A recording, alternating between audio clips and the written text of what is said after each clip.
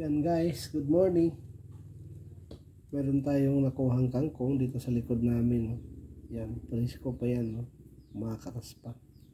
So, ibig sabihin, ngayon lang ito nakuha.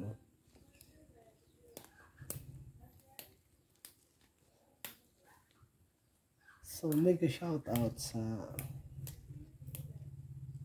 aking mga friends and subscribers. Ito ang ulam natin ngayong umaga. Dinamihan ko para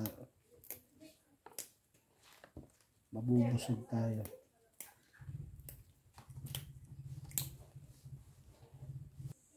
So ayan guys, kailangan kain din tayo ng gulay, no? Hindi lang puro karne.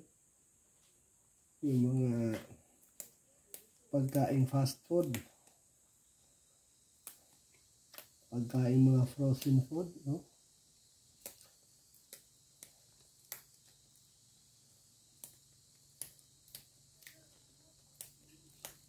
Yung mga pagkain dyan sa tabi-tabi, so iwas-iwasan na natin habang maaga pa at bata pa tayo para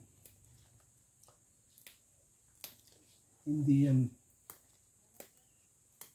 tayo magkakaroon ng malalang sakit pagka tayo ay matanda na. Kasi pag bata pa tayo, yung mga sakit natin ay hindi yan lalabas agad. So pag start natin ng 40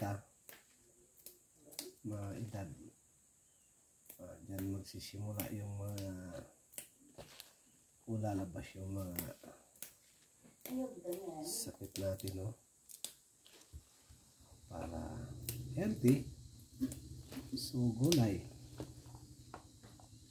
ayan, kangkong, sariwang sariwa, ayan, makatas pa, oh.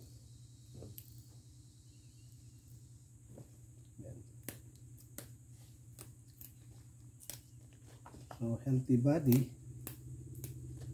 gulay palagi. Ayan, thank you for watching.